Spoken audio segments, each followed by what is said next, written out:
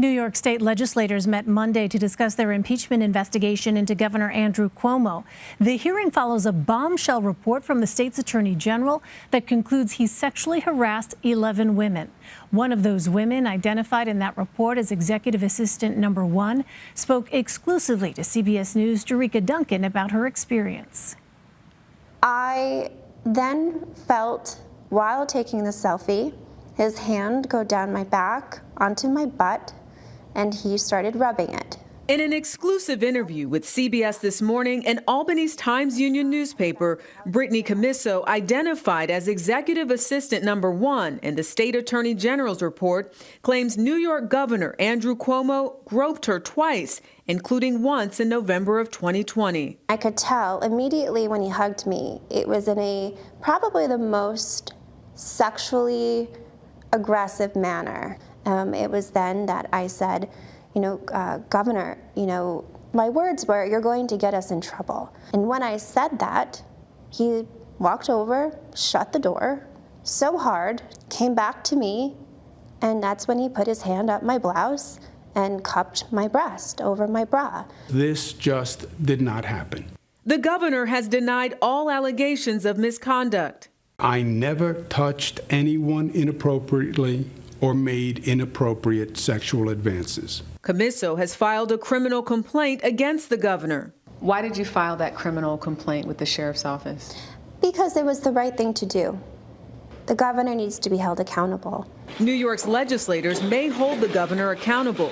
A committee meeting Monday is discussing whether there are grounds for impeachment. You want to make sure that this is a process that no one can say they were treated unfairly. And while Cuomo has resisted calls to step down, his top aide, Melissa DeRosa, announced her resignation, saying the past 2 years had been emotionally and mentally trying. Jerika Duncan, CBS News, New York. For more, I want to bring in Clifford Michel. He's a reporter for The City. Hi there, Clifford. Welcome.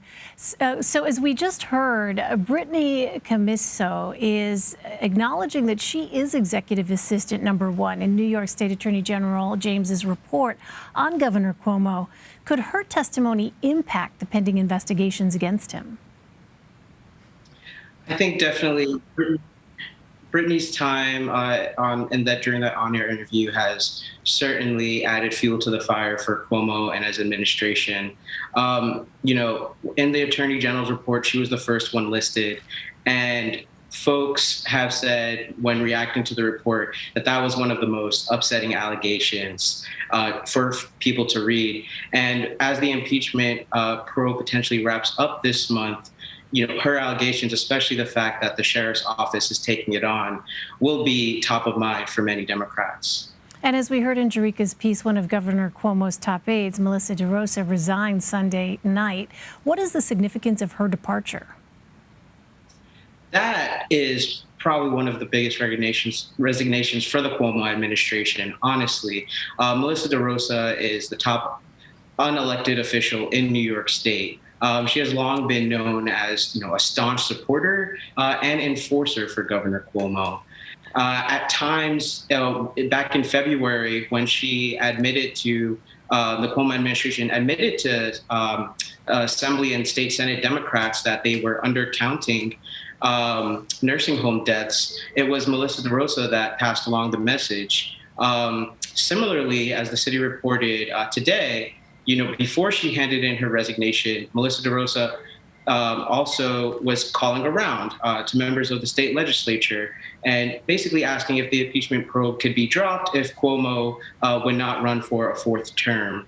So the fact that Cuomo has lost this close ally who used to always be seen during his pandemic briefings, at times became a familiar face to New Yorkers, that's a really big deal. Well, the New York State Assembly Judiciary Committee held a hearing Monday to discuss their own investigation into impeachment proceedings against Governor Cuomo. Clifford, what would be the charges they'd focus on if they move forward with impeachment? I think they'll be taking a look at all 11 women in the Attorney General's report who had allegations against Cuomo. The Speaker of the Assembly was very straightforward that this would be thorough, that they do not want to make any missteps that the governor could possibly capitalize on. So I expect the Assembly Democrats to look at the full breadth of everything that the Attorney General has brought up, as well as the nursing home deaths and a possible undercount that may have happened. And also the fact that, Cuomo made a lot of money off of a book about the pandemic last year. Well, obviously nobody knows exactly what's going to take place, but if Governor Cuomo does sit through an impeachment trial moving forward, what is the potential impact, Clifford, on New York's Democratic Party? Well, number one, if the impeachment does go through, New York will have their first woman governor. I think that's the number one domino that will fall. Kathy Hochul would have to take over as he potentially faces a state Senate trial, as well as with several judges. And I think also at that time, it becomes a game of who will run for governor and what are the domino effects of that. If Attorney General Tish James runs, that leaves a statewide position open. If Jumaane Williams runs, that could potentially, and if they win, could potentially leave that position open as well. I think this also gives fire for the Republicans as they go into 2022 and they try to challenge Cuomo. All right, to be continued. Clifford Michel first. Clifford, thank you very much. Thank you so much.